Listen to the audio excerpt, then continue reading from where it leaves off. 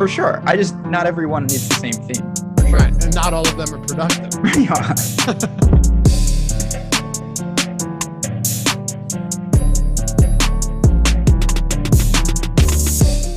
Yo, what is going on, everybody? Welcome to the Awesemo.com NFL Strategy Show. First look for the Week 3 edition. I can't wait to get into this.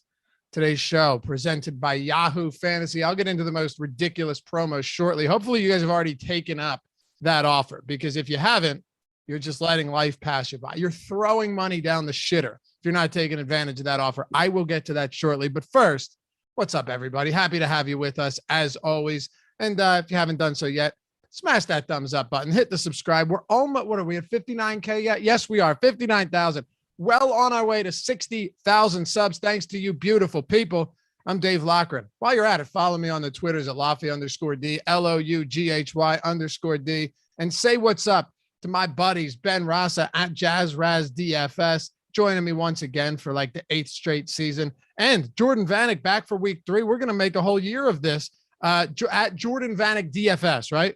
Yes. Right. Okay. Correct. I just wanted to make sure that. What's up, Jordan? How'd Week 2 go for you? It went pretty well. Javonte Williams hurt me because, just not getting the carries, and the Chargers-Dallas game just disappointed me in a lot of the lineups that were Cooper Kupp and James White that I had this weekend. Yeah. I mean, my God, Ben, Cooper Kupp in this Rams offense we talked about it on the fantasy football show on our fantasy football channel yesterday. This offense has the ability or the potential to be prolific. And when I say that, I'm not saying they're going to be better than the Chiefs, right? Or maybe not even better than Arizona, but this could easily be a top 5 offense, and Cooper Kupp could finish with by far his best season ever. And let's not forget, he was a top 10 receiver just 2 seasons ago with Jared Goff at the helm. No doubt about it. We talked about this, as you said yesterday, and he's doing it at every level. You mentioned his air yards are way up. Obviously, they can get him the ball in space. Every level, Stafford can make all the throws. The team is firing on all cylinders. So that was something. I see Jordan sporting the Panthers gear. Not a bad time to do it. They look pretty good, man. So exciting on that front. We'll see what they can do Thursday. Should be 3-0, but I'm excited to dive into this Week 3 slate. Top and bottom Panthers. You got Panthers track pants on too? I have Panthers underwear. That's the only other. Do you really? No. No, I was gonna say that's committed. Okay. Committed. No, I mean, as a Panthers fan, we've looked really good, but again, we didn't play the Saints with Marshawn Lattimore and Chauncey Gardner-Johnson, and then we haven't played a receiver yet. Like, I want to see how we fare against, the Bucs. That's going to be my test of like, okay, can we hang with them? I don't expect to beat the Bucs, but I want to see if we can hang with them defensively against Brady, because they look unstoppable. And we'll get into all of that on today's show. I mean, the Bucs secondary, and I know, Ben, you feel this way. You're not impressed by that secondary after 2 weeks. No, I'm not. Now they have the luxury. They can take some chances. They can give up some points because they know that offense will probably spot them 30, 35, no matter what. But I do think there are teams out there, and we'll see. I mean, one of the games, the Rams are opened as a favorite. The Bucs are underdog this week, so they're not invincible in that regard. There are other teams that can handle them, and the books expect to be in a very, very serious game this week. All right, let's dive into it. Quick little recap, just from a Millie Maker standpoint. Last week, Topher 1072 took down the Millie. Now, this was a $20 entry this time, still 266,000 entries, Jordan. With a Tom Brady, listen to this, Tom Brady, Rob Gronkowski, quarterback, receiver, or pass catcher stack, but also had Leonard Fournette in that lineup, which makes some sense since he's the pass catching back. But, once again, he was pedestrian at best. Derrick Henry, 7% owned. Cooper Kupp had a monster game. Rondale Moore at 2% owned, all of his yards coming after the catch. Tyler Lockett at 8%. Marvin Jones at 4.7%, and the Cardinals defense only getting 1 point. But not a ton of correlation here. You had Tyler Lockett and Derrick Henry. You had Tom Brady, Fournette, and Gronk, but no run back there. We're seeing that, and we saw Brian Hooper, Brick 75, great player, along with Alex Baker on the Contrary show last week, talk about you don't need to go heavy stacks to win tournaments these days. Like it works a lot of times in large field tournaments, but this had no run back and kind of a secondary stack, but definitely a unique looking lineup that took it down. Yeah, no, the mini stack of Lockett and Derrick Henry just has gotten there, and then obviously Cooper Cup, the Colts side of things, like it still would have been a fantastic lineup had he played Michael Pittman and went Cooper Cup in that game. I still love game stacking, but just early on the season, these one-offs have just been smashing. Like Rondale Moore, the catch he had that ended up being the touchdown was just an embarrassment to end the half for the Vikings defense because he was just wide open. Like that could have been Christian Kirk, that could have been any other player. He got lucky with some of the one-offs. Yeah, he did. But Ben, I'll tell you again, Cup, Tyler Lockett is going to have some games where he is not nearly as prevalent. We've seen that before, but the biggest thing, and we can actually transition here into the quarterback and running back positions. We'll start with quarterback, but I did want to point out that Derrick Henry, he had 6 targets in the game and 35 carries. I don't anticipate him getting 41 touches every game, nor do I see him tying Julio Jones for the team lead in receptions. But if this guy's getting even a handful of targets consistently every game, he's not that bad of a pass catcher. He's going to be someone that we're talking about every week now as like, just play Derrick Henry. No doubt about it. It takes immense pressure off. It's always, he's got to fall in the end zone at least a couple of times to get there.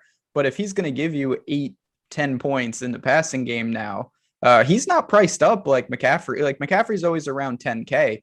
Derrick Henry is usually, in the mid to upper 8s. I feel like we see him most often. So if you're going to give him another avenue to rack up some easy convertible points, it's going to be tough to stop. So that was one of the many things. I will say real quick, just to kind of put a bow on that. I think what we're seeing more and more in the large field tournaments is people going more one-offs because you need such a high score. Yeah. You got to be willing to embrace it. And that's something, it's a little awkward because the probability of success is so low, but I think you're going to see that more and more of the very top of the Millie Maker. You could see some really bizarre combinations win. Right. Cause you're not going to get there with like Hopkins, who had a decent, but not great game paired with Rondale Moore and AJ Green with the Justin Jefferson run. Like those big mega stacks just don't seem to be paying off as much anymore because like you said, there's so many big individual performances across the league. Yep, exactly. And I think 2 weeks in a row now, we've seen the quarterback, running back, pass catcher combination. I think week 1, the Millie Maker, it was a Mixon included with Burrow, which is interesting. And Higgins. So there you go. Another one, Fournette and Gronk, no run back. And we talked about that as well. Not always a run back needed in some of these type of builds. All right, let's start it off with you then, Jordan. We've got the quarterback position and welcome to everyone who's just popping in now. We got 230 watching. Hit that thumbs up for us. Greatly appreciated. Saves me the shame of having to address my family afterwards when we don't meet our goal. But we did yesterday. We crushed it on the deeper dive for the showdown slate. You got Kyler Murray up top against Jacksonville. You got Mahomes against the Chargers in a game that has a 55.5 point total. I mean, there are a lot of high totals this week and a lot of potential just monster shootouts. As far as I've seen, we have 3 games with a 55 plus total. It's going to be crazy again. Mahomes, Murray, Lamar against Detroit, who's been carved up in the passing game. Russell Wilson against Minnesota, who's been involved in 2 shootouts. And then Josh Allen to round out the 7K and up players versus Washington, whose secondary actually has shown some pretty serious holes through the first 2 weeks. How are you approaching these top tier options at quarterback? Once we get more of the percent or roster or ownership, we're going to be able to kind of decipher who's, going to be more popular. And that's going to be the player that I'm more so going to stay away from. But Lamar at 7,800, like he has the most rushing upside besides Kyler, but he's 500 less than Kyler. And against Detroit, like you watch San Fran break off the big runs. I could see this being a game where Lamar could hit 100 on the ground, and the Ravens defense hasn't been able to stop much because of all the injuries that they just consistently had on that side of the ball. And Detroit's actually shown they can score the ball. So I think Lamar could have to throw more than expected and have to run more. And I think he's capable to get the 300-yard passing bonus and 100-yard rushing bonus in this one. Yeah, I would say so as well. I mean, Ben, looking at Detroit, there's one thing I actually kind of love about this team. Their offense might not be as bad as we thought. And if the offense isn't as bad as we thought, and our guy TJ Hawkinson continues to dominate, right? And DeAndre Swift continues to be shifty, which he has looked, at least somewhat decent. And Quintez Cephas is getting deep downfield. Maybe, I'm not saying they're going to be good. Don't get me wrong. And I don't know what to think of Green Bay's defense yet either. But if they can put points, if they can string some points together, and Baltimore's already down some people in the secondary, this could be a spot where Lamar Jackson in Baltimore kind of just crushes and needs to keep scoring points. So this is something that I've really honed in on with Lamar specifically. I've used it in the betting world.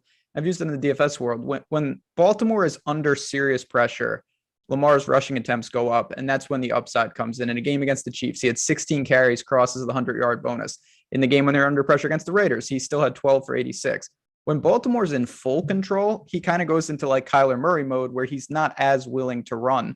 But I think what you guys are saying, and I agree, is that the Lions, as bad as they are, they may actually push Baltimore in spots, particularly because they can score. And I think that is directly tied for Lamar's upside. So if you think that, if I use Lamar, I'll say this, I will most likely put Lions on the other side because I think his rushing upside's directly tied to a guy like Hawkinson or one of these wide receivers having some success. If Baltimore runs them off the field, they're not going to have Lamar running late in the game. And that's what you really want because that's where all the upside comes from. Who else do you like? Who else do you like in terms of the top tier guys? So I'm worried a little. I've been on Kyler. He's unbelievable. I am a little worried about that game, though. He's gotten in on the ground 2 games in a row, but he hasn't had a lot of carries, 5 in both games. He's throwing the ball all over the place. I just don't know if Jacksonville can keep up. I'm going to probably try to buy low on Josh Allen. It's been somewhat of a rocky start, but they're at home, sizable favorites.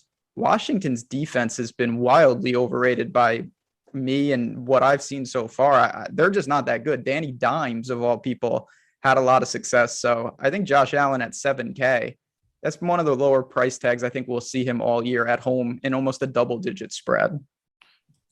In the mid-range, I'm looking at some really interesting spots here, Jordan. You've got Justin Herbert against Kansas City, 55.5 point total here. You have,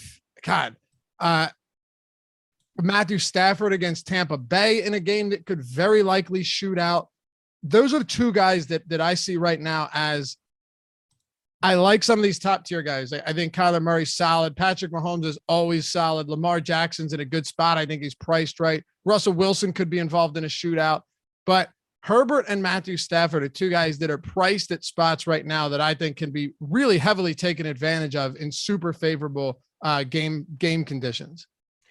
Yeah, I mean, my personal lean is to Matt Stafford just because of Justin Herbert and that Chargers offense just struggling kind of in the red zone. I think the Chiefs are the team that let you get the yards, and then in the red zone, they force you to 1 sack, 1 holding penalty, and then they're looking at kicking field goals. But with Matt Stafford, the Tampa Bay secondary is something that you can take advantage of. Matt Ryan just wasn't able to do it. Dak shredded them. Stafford with McVay and this offense, like I think he's going to be probably the most popular quarterback on the slate with his pricing.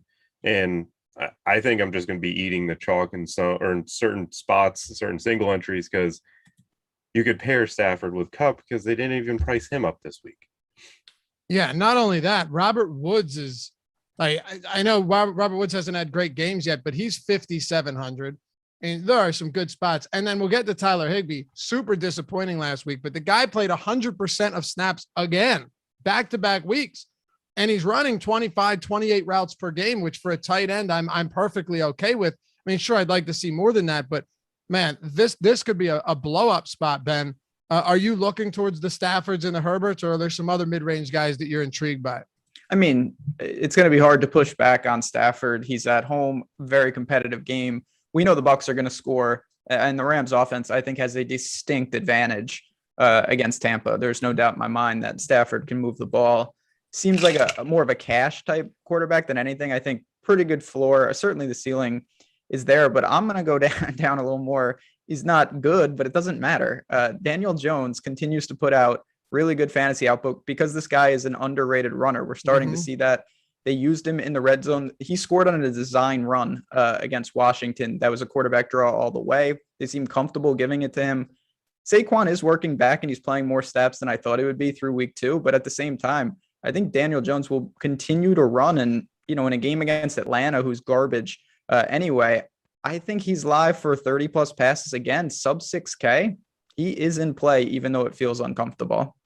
It feels wildly uncomfortable, but I have him. I have him on the list as well. I mean, he leads the team in rushing yards right now. And I guess the one thing I do wonder though, Ben, is Saquon Barkley will have 10 days to rest. Yeah. When this game happens. And the offensive line adjustments they made seem to be at least marginally improved from week 1. I do wonder if Daniel Jones against Atlanta might not have to run quite as much. Maybe he can do more through the air, though. You do have Kenny Golladay. You do have Sterling Shepard. Darius Slayton's not a total scrub. He is an interesting option for sure. And I guess we'll see, too, if Evan Ingram is back on the field, which could open things up even further. It is a good point that I think that counterintuitively, you almost want an elite pass rush coming at Daniel Jones, like Washington at times, because it forces him to get to the edge and run. And we don't care about a couple mistakes. We want the rushing upside. I still think that you could sacrifice some of that erratic play for more efficiency against a team like Atlanta, because they're such a bad defense. Maybe we see, a little more conservative approach from him, but he's just a little more effective. And at these prices, you can live with that. Are there any cheap options that you're looking at, Jordan? I know Teddy Bridgewater's played well. He's facing the Jets. Cortland Sutton looked like the alpha we all wanted him to be. Justin Fields came in, was underwhelming to say the least, 6 of 13 with an interception. Very likely that he's going to get the start this week. He's very cheap, but it's against Cleveland. Are you willing to punt the position? Not really. I mean, Justin Fields, if he does get this start, his rushing upside is there. But I mean, last week he didn't really show too much, and Cleveland, I think, can contain him. But at the same time, they weren't really able to slow down the Texans' offense. So maybe Fields for 5,200 is a good punt play, but I just don't think I'm going to pass up that mid-tier or upper-tier quarterback this week. All right, fair enough. Let's talk running backs then. And remember, tomorrow it's the ownership show. So we'll be talking ownership across all positions, and then our top stacks, all of that, top contrarian stacks, you name it. So Ben, Derrick Henry, we already talked about it, 41 touches last game. He's ran 40 routes now in 2 games, which is kind of surprising. It's like maybe Vrabel and company are beginning to realize that Jeremy McNichols isn't exactly some elite pass catcher to the point where Derrick Henry shouldn't be on the field. Or maybe they just want to limit his work in the passing game. I think you mentioned this yesterday, because he runs the ball so much, and that's very possible as well. What do you think of the top here? You got Henry against Indy. You have Cook against Seattle, who just got carved to pieces by Derrick Henry 2 days ago. And then Kamara, man, who really, really struggled against the Carolina Panthers. He had fewer yards than rushing attempts, fewer yards than rushing attempts, and only 4 receptions for 25 yards. That was one of the most surprising performances, or lack thereof, of the week for me.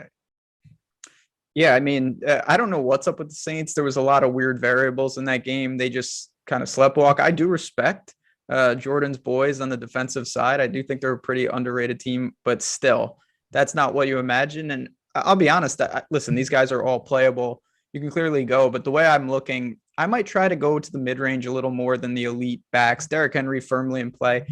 Dalvin Cook, I mean, he's great. He just, I don't know. Maybe I shouldn't be factoring this in, but he legitimately gets injured 3 or 4 times every game. And I worry that just at some point, maybe not in week 3, but it could catch up with him. Only had 3 targets in that last game. Just not a great output for prices like 8,400. Then you've got Kamara as a wild card. Chubb draws the Bears at home. Eckler is the guy that I kind of am interested in. The Chiefs have been pretty bad at stopping the run, but at the same time, I don't know what we're going to say. Let's take 2 weeks here with Eckler. Week 1 against Washington, he had no targets. So it's like, man, Justin Herbert just refuses to check down. He's not Tyrod Taylor. He's not these other guys. Then week 2 is vintage Eckler, 9 targets, 9 receptions. So I don't know where I'm sure it obviously falls in the middle, but he needs those receptions to give him upside. And at 7,200, it's not the easiest play to make. Man, I love him this week against Kansas City.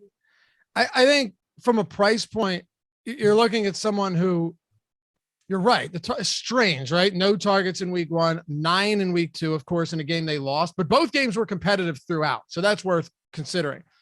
But against a Kansas City team that can score so quickly, I think Austin Eckler is going to be the guy. Not to mention, he is getting the goal line attempts too. It's unfortunate he didn't score last game, but he is getting that work inside the 10, inside the 5-yard line. I just think the ceiling here for Eckler is massive in a game against Kansas City, that if it scored 70 total points, no one would bat an eye at it. So Jordan, where do you head for the top tier guys at running back? So this tier is tough this week because of the matchups. Derrick Henry, of course, like Ben said, always in play. Dalvin.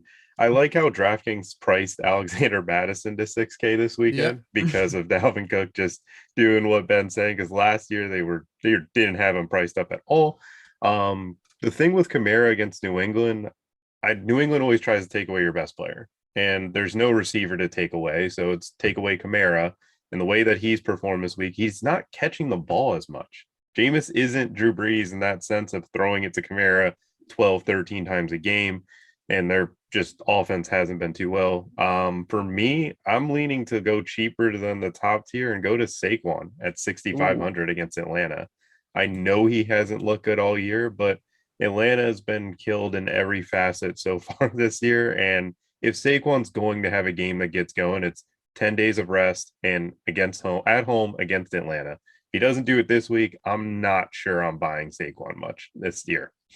He needs to do it this week. There's no doubt. And the fact that he'll have 10 days in between games, to me, is pretty significant. I mean, last week, was he great? No, not at all. But he did break off a 41-yard run against a should be good Washington run defense.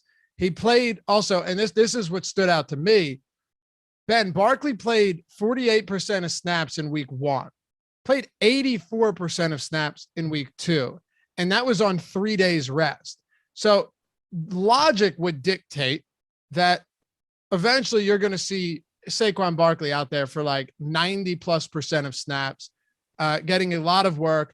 This should be a favorable game script here. I would assume he's going to be out there as a pass catcher as well. And it does feel like a sketchy spot. But for me, here's how I view Saquon Barkley. Jordan talked about ownership. Wait till that comes out, and I'll get again tomorrow's show, or I should say. So 48.5 point total, Giants 3-point favorites. If Barkley ends up being chalk, I actually think it's a really good spot to come in underweight on. If Barkley comes in as somebody that is everyone's kind of hesitant to get there, that might be a great smash spot to go overweight on Barkley. I think that would dictate a lot for me, at least. Me too, because it's just a high variance situation. We still don't know. Maybe he's still under pretty strict touches, a cap of some sort. And now they are 0-2. They have to win this game. They've had 10 days. As Jordan said, if it's not now, it might just be never or for the immediate future with Saquon. Like, this is as good of a spot as you're going to find. The price is right, but you still don't know. I'm with you. I hate to take that line, but I think it is the truth. He's a very lucrative fade if everyone is going there, because I think there's a lot of ways he still has a pedestrian output.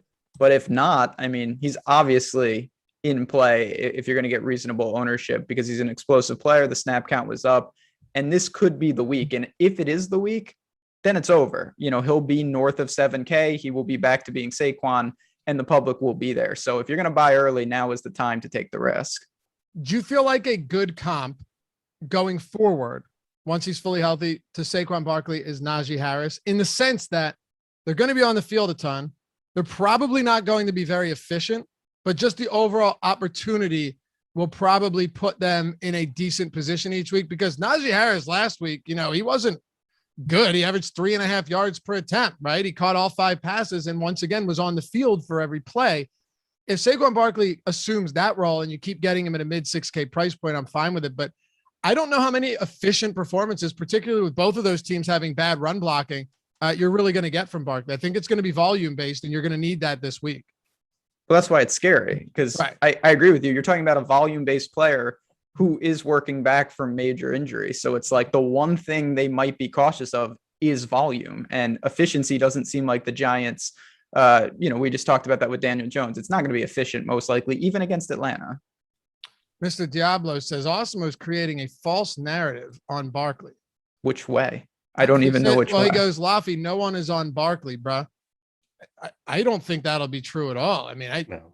No, I think he's going to be popular. Yeah, against No. Atlanta.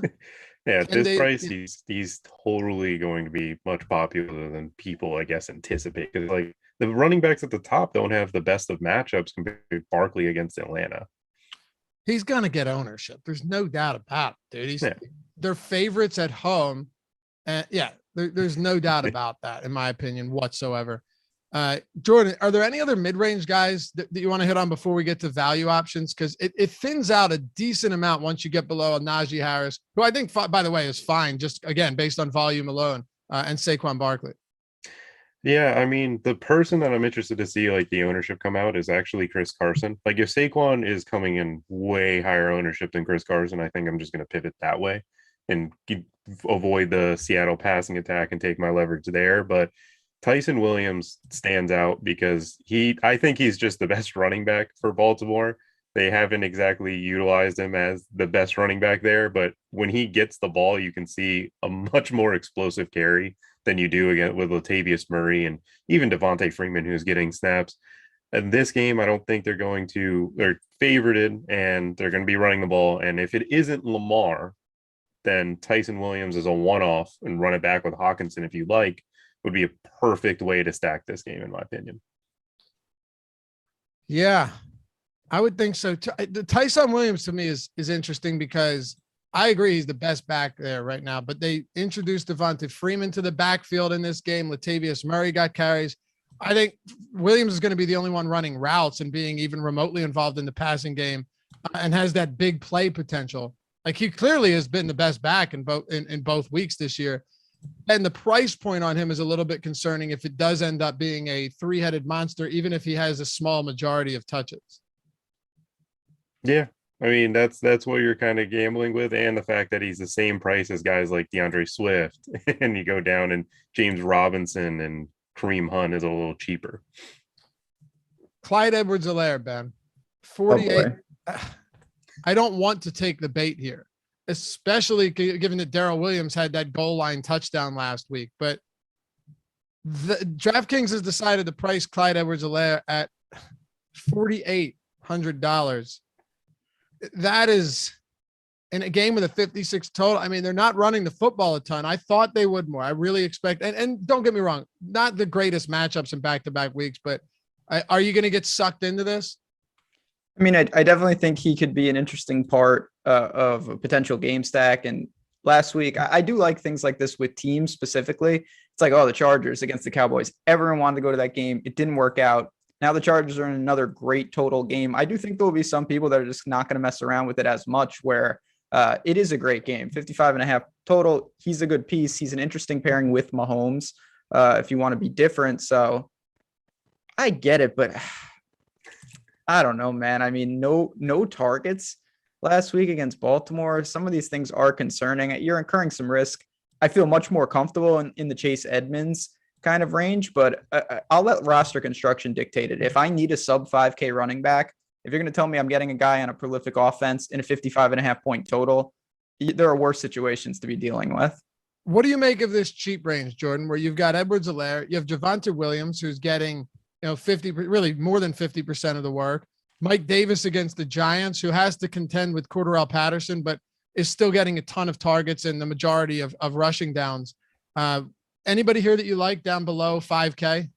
Yeah, no, Javonte Williams is the guy that, didn't do well for me last week, but I don't know why Tennessee is throwing the ball as much as they are, or not Tennessee, the Denver Broncos, where last week it felt like Teddy Bridgewater was just dropping back to pass every single play, especially in the red zone, where he took a 16-yard sack when they're from the goal in fourth, where Javonte Williams was in.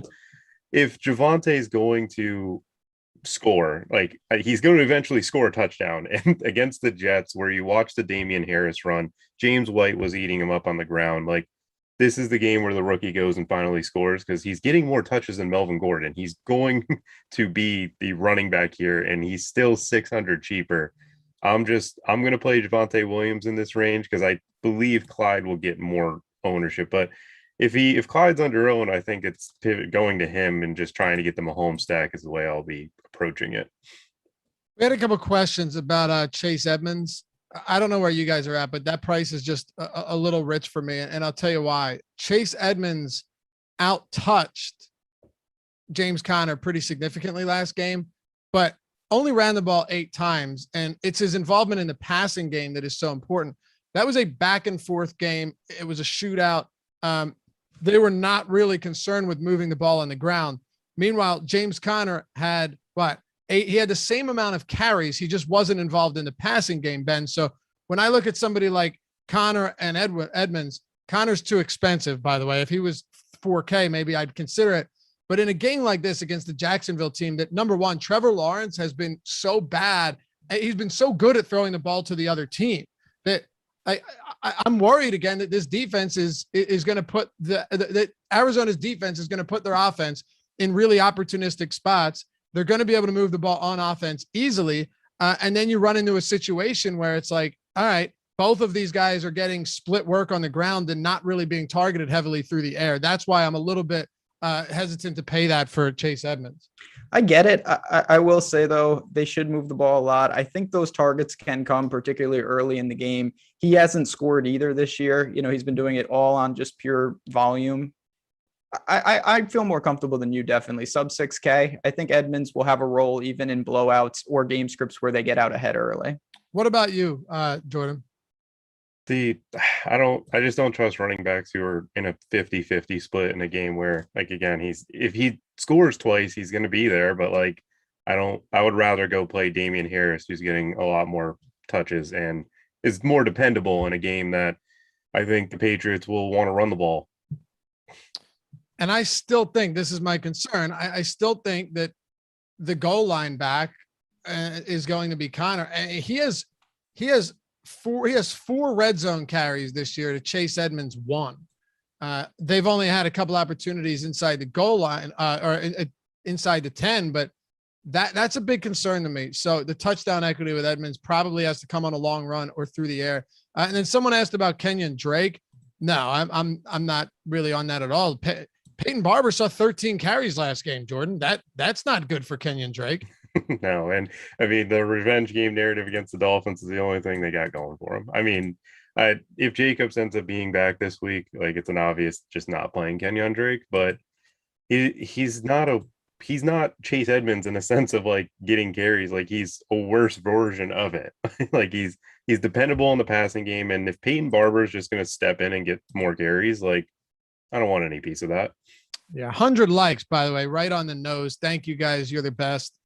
Let's talk about wide receivers here. Before we do, I mentioned that Yahoo had an insane promo / partnership with Awesemo that if you're new to this channel, first of all, welcome. Hopefully you'll subscribe and hit that notification bell. Second of all, you need to take advantage of this. If you haven't signed up for Yahoo Daily Fantasy yet, here's what you do. Jordan can put the link in chat, and we have one in the description already right under this video. Just check the description out for that link. If you sign up and deposit $10 into Yahoo, $10 or more, you get 2 free months of Awesemo Plus Platinum. It's insane, right? 2 free months. It's a $180 value, $90 per month. Awesemo Plus Platinum. All of these tools created, used by the #1 ranked DFS player out there, Alex Baker. Awesemo himself won a lot of money using these. You're talking about the top stack tool, player rostership, boom bust tool, the everything, player projections, and you got this for showdown slates, for tiers, for everything.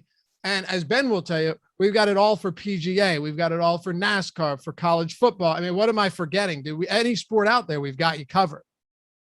No doubt about it. Some of those niche sports on a site like that, really, really soft, can add the bankroll. And as you mentioned, the value add you're getting from just depositing with all the tools that we're providing for free makes it a no-brainer. I think a lot of the people that have done it, and like me, I'm the same way. When there's a new site that I haven't tried, I'm always somewhat skeptical, but the response in chat has been great. A lot of people signed up last week and they said, I'm loving it. I love the tools that you guys have there, and it's just a different competition level. So definitely worth trying out. No reason not to at least give it a shot. And all of the tools, by the way, that we have are also for Yahoo. Like, we have Yahoo ownership, we have Yahoo projections, we have them for all of these tools. And our boy Matt Gajeski said the other day, he's like, if you're not playing cash over at Yahoo, you're just throwing money down the toilet. So there's a million different benefits. Use that link. Deposit $10 or more. Yahoo will send your name over to us, and you will get 2 free months of Awesemo Plus Platinum. That's everything included. And if you wanted to get the Fantasy Cruncher add-on with that, if you're looking to MME, play a lot of lineups and have them generated, you can do that as well. You can get that add-on after the fact. So check it out. Use that link in the description, or Jordan can put it in chat. I think he already did. And get the 2 free months. It's $10 or more. That's crazy. It's the best promo we're ever going to run. I don't think there's any debating that whatsoever. So we'll see you guys over there, and join our Slack chat if you do. Join the premium office hours channel where you got pros answering your questions every day and all of that good stuff. All right, wide receivers, Jordan, Tyreek Hill pretty much blanked last week. Baltimore had a good game plan. They doubled him. They forced Mahomes to go elsewhere, and he did. Demarcus Robinson, Byron Pringle, Travis Kelce. There were a lot of different guys that got involved, and Tyreek Hill was an afterthought. Very tough to believe that teams can hold him back every single week. But where do you go with him at this very sky-high price point? I mean, I don't think I'm playing Tyreek Hill as much of a one-off this week just because of this price point. I think I would just try to be unique and go find my way to Mahomes with him, which is a hard pair to get to. Tyreek Hill, the Chargers, I don't believe will be able to bracket him as well as the Ravens did because of the fact that I think their focus is going to be on Kelce. Because if they don't take Derwin and kind of throw him down to the Kelce matchup, this is going to be tough to defend the Chiefs. The only biggest concern is guessing the game plan for the Chargers. Tyreek Hill is a play for me in tournaments, but I'm not bothering with him in cash. What about you up top, Ben? Like Stefon Diggs maybe comes in lower owned against Washington, and they've given up some pretty decent chunks of yardage to good receivers. Hopkins against Jacksonville. Lockett and Metcalf, 2 guys similarly priced, but one of them has been markedly better than the other. That could create some discrepancies in terms of how many people have them in their lineups as well. I feel like we're at the point with them where everybody, including me, is going to end up doing like the double reverse. It's like, all right, well, this is going to be a Metcalf week, obviously. And then everyone's going to think that he's going to be more popular and it'll just be Lockett again. No doubt about that. I like Diggs. I mentioned I like Josh Allen. That's going to be, if you play Josh Allen, you basically have to go Diggs in that offense, just the way they operate. So don't mind that. It's just tricky. You mentioned the 2 Seahawks receivers, and then in that same game, you've got the 2 Vikings receivers who are incredibly concentrated. I know Osborne's going to be a reasonable punt play after what he did again, but at the same time, you've got Jefferson and Thielen, Lockett and Metcalf in that game. I feel like, I don't want to say ironic way, but in a weird way, DeAndre Hopkins is going to get lost because everyone's worried about the blowout. He was fine last week, but Rondale Moore was the storyline.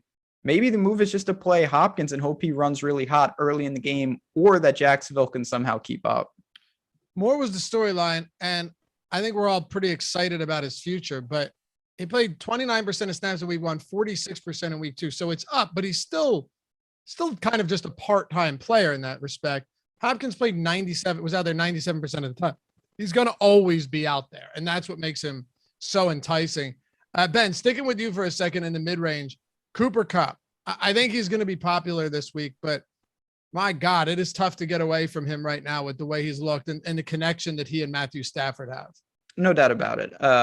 Certainly cash viable, just a great play. He's going to be popular, but that's okay. It doesn't mean every popular play we have to find a pivot. You just can't have all the popular plays together. I do think Keenan Allen right below him, certainly in play in a really enticing game. Going to be an obvious pairing with Herbert, a fine one-off. His targets are always going to be hovering around double digits, if not more, in the right game scripts. And then you've got the 2 Titans. It's amazing how many teams now have like double alpha receivers that you have to deal with. It becomes more and more difficult. Wow. Philadelphia 76ers Ben Simmons will not report for opening training camp next week and intends to never play another game for the franchise. Simmons hasn't spoken to the team since a late August meeting when he communicated this message to Sixers officials. Off topic, but that's wild. Does that make you happy? It depends what they get for him, right? Not if he's just a holdout, and I don't know. I don't know what it makes me, but I can't say that I will miss him. I guess that might be the best way to put it. Anyway, Jordan, talk to me about the Tennessee receivers, because with Julio Jones and AJ Brown, neither of them have had back-to-back great games. The offensive line has struggled. But now they're at this mid 6K price point. Both of them have the ability to go nuclear any given week. And Julio Jones proved last week that the guy still has it. I mean, I thought that should have been a touchdown, to be honest with you. But anyway, Ben's shaking his head. That's a there. touchdown. I thought that was really tough to overturn, right? Like inconclusive. But anyway, here we are. These guys are mid 6K on a concentrated offense against Indy. But if Wentz is out, God, they might just throttle him. Asen looked awful. Yeah, no, Julio Jones to me is the receiver that I'm targeting over AJ Brown, just because in the past he's actually, like, against the Colts, he's found those soft spots in the cover too, and he's just been the better player. And last week with Tennessee, they actually upped the play action, which was, the way they should have just operated in week 1 from like 10% to 36%. And with that, like, Julio Jones is the guy that's the deep target, and AJ Brown's been struggling with drops. I think he gets those corrected, but like until he does it, I'm just leaning towards Julio Jones as the alpha receiver in Tennessee. I mean, Tannehill and him have been pretty good, and I know for some reason he's allergic to touchdowns. I think against Indy, like, both of them are playable, but I'm just leaning Julio. Okay. Hey, MLB player projections are free on the site today too. I think I forgot to mention that earlier. And I know that a lot of you guys have already signed up for Yahoo and can't take advantage of the Awesemo Plus Platinum deal. But if you still want to check it out, we've got something for everybody here. Ben and I already talked about the tools, so I'm not going to spend any more time on that. You already know they're legit. But if you use the promo code NFL First Look, all one word in caps, NFL First Look, get 25% off your first week of Awesemo Plus Platinum, everything on the site included. And you can get the Fantasy Cruncher add-on for a week as well. So NFL First Look, Jordan will throw it up on the screen. And of course, if you go to awesemo.com/promos, it's way easier to just plug that in. All right. Ben, other mid-range guys that you want to hit on, and I guess you could talk about Chase Claypool as well if Deontay Johnson is out. Yeah, certainly. Anytime that the Pittsburgh pass catchers, if one of, even with Juju, when you have one guy goes down, the other guys are certainly going to step up. Cortland Sutton looked fantastic. Amazing. It was really cool. Just awesome to see. I think people forgot how good he was. 12 targets, 9 catches, $159, hasn't scored. I think the biggest concern is, as Jordan was alluding to earlier, it seems like a Javonte Williams, Melvin Gordon type game. They're 11-point favorites at home, but still, Sutton is just a fantastic player. Allen Robinson, it's a good price point. I just worry about the QB situation there. The last guy I want to bring up, I think that, and I get that Shepard has looked good. I do think Kenny Golladay is on the prime of kind of busting out here. He was a little adamant that, frustrated at the end of that game. He still had fine 6 and 8 targets in the first 2 weeks. I think we see that and more against Atlanta. I think they pushed the ball to him. Price is right. Good matchup. I think Golladay is firmly in play. I'll throw one out there, Jordan, and then you can hit on some value guys and any other mid-range players you want to touch on. And it honestly pains me to say this because this guy really terrifies me most weeks, but Marquise Brown has looked good. Like, who would have thought that Marquise Brown would have, 16 targets through his first 2 games, back-to-back weeks with touchdowns. And now he goes up against the Detroit team who grades out dead last in coverage on PFF. And it's really not even close. I mean, they've been so dreadful in pass coverage that does Brown do it again? Like, do we see Marcus Brown go out there and run another big game with that big play upside? If he does, I mean, I think I want to be there for a little bit of it. And he's only 5,600. Who are some guys you're targeting down here? Now, Hollywood is definitely one of my targets, but the offense that, like, I don't know what they did or why they did this with their pricing, but the Tampa Bay Buccaneers passing attack. I know Antonio Brown had a bad week last week. They just went other directions because this is just how they're going to be all year. But he's 5,200. You have Godwin cheaper than Mike Evans now, even though he's running 100% of the routes and he's playing the slot dominant. He's dominating the slot. Like, I think I'm going to be taking a stab at these Tampa Bay receivers into my lineups because they're not super pricey and that game is supposed to be high scoring and I'm stacking Stafford. So Antonio Brown for 5,200 is a cheap play that, like, they're going to need him to step up in this game. Ben, any value guys worth targeting? I mean, I think you can look to, some guys that maybe don't have the best, target share or efficiency, kind of home run type guys. You've got like Mooney down there, Waddle. We'll have to see what's up with Fuller, even Callaway He's over the expected to top. play. What'd you say? He's expected to play. Yeah, Pretty so that cheap makes it. too, but we don't know if Tua is going to play. Yeah, Tua's got the rib issue. I mean, like Hardman is down there, who's always a burner. I think that's really what you're looking at, though. For me, I'm gonna really try to make an active, and I think I can do this if I pay down at running back, landing in the the Hollywood Brown type range to kind of round out those lineups. Not doing anything too crazy. You can land in the fives, I think, pretty comfortably. I think so too. I'll throw one more out there, Jordan, and then we can talk tight ends and our favorite punt defense of the week, just because it's fun. Marvin Jones has been a pretty clear top target for Trevor Lawrence. Trevor Lawrence generally his favorite target has been the other team, but on his team, he really likes Marvin Jones, and Marvin Jones can score. He's viable all over the field. He's still sub 5K against Arizona, and I just don't buy into this Arizona secondary. We saw Kirk Cousins have some big plays. KJ Osborne with that long touchdown reception. I'm not totally opposed to Marvin Jones or DJ Chark if he ends up being wildly underowned because he was so good in week 1 and then so awful in week 2. What do you think about these cheap guys? I love them, especially in my stacks with Arizona, because they're cheap enough to fit in and are going to be in a negative game script. And I mean, the pass rate for the Jacksonville Jaguars is the highest in the NFL, like 75%, which is fantastic. But these cheap guys this week, I mean, I think I'm going to go bang on the well of KJ Osborne again, who was a guy that you mentioned how much he's running routes last week. And I was like, okay. And I looked into him, and the more I looked in, I was like, this is fantastic. I think he's going to be a good play. And the Minnesota offense, they don't seem to have like concentrated targets to their main guys. They're more spread this year. And KJ Osborne's still 3,500. He's running 80% of the routes. He's playing the slot. Seattle's not exactly the best secondary, and a good matchup for him as well. For sure. Two things. Troy Cole says Browns a fade. It's all running backs against Detroit. I honestly I thought that in the first 2 weeks, and running backs perform well, but 3 of Aaron Jones' touchdowns were reception touchdowns. They got carved up through the air in back-to-back games.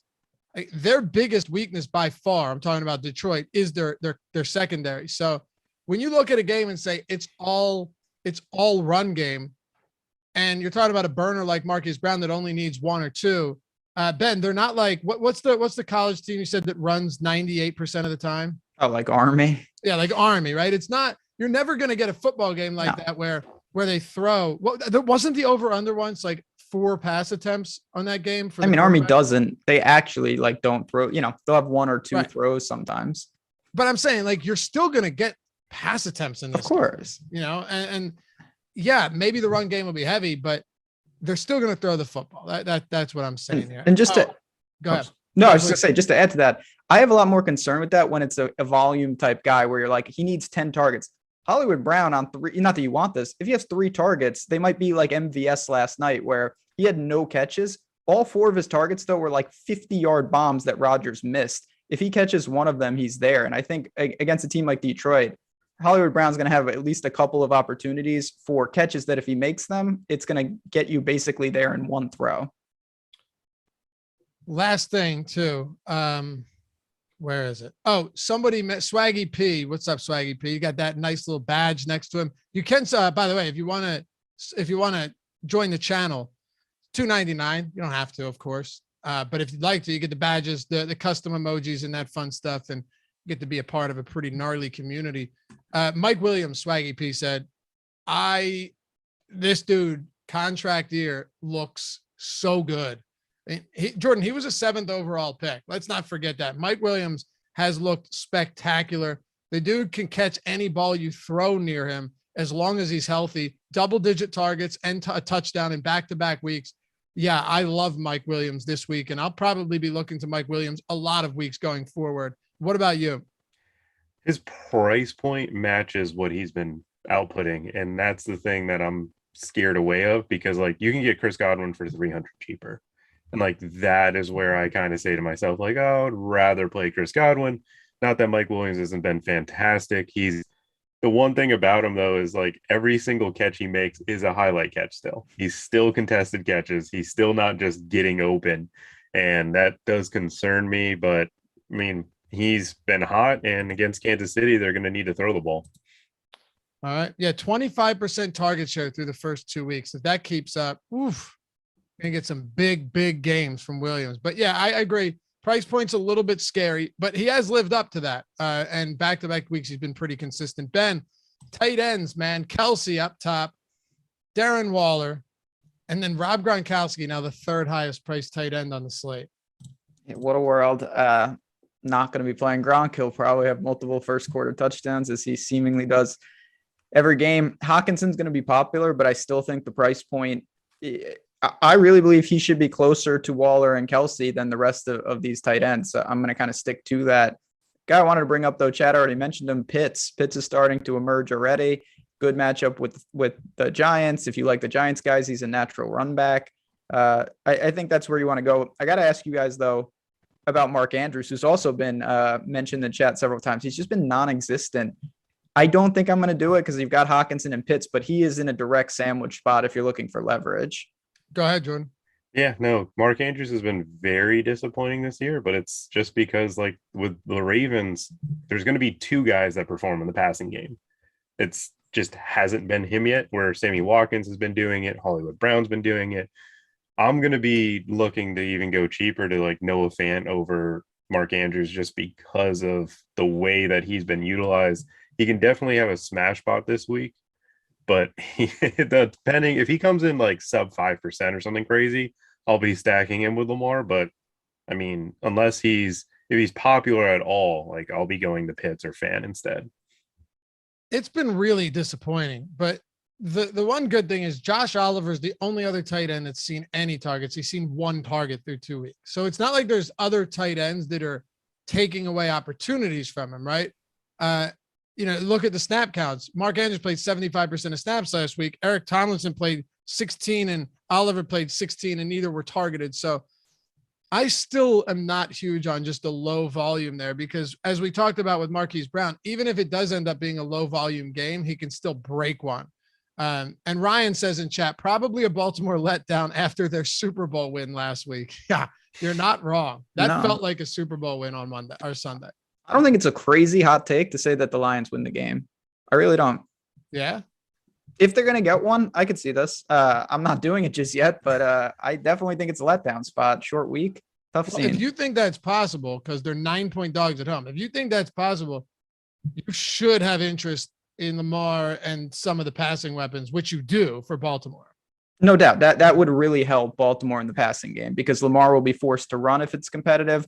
The problem is, and this is a slight problem, that the Lions defense is so bad, it might not matter that there's a letdown spot, that the Baltimore will just still find a way to just torch them. Yeah, it's certainly possible. Who do you think here in the mid-range stands out, Jordan? Ben talked about Pitts. I think we're in agreement there at that price point. He hasn't performed yet in a big way, but the volume's there and they're going to throw a lot. Is there anybody else that jumps off the page at you?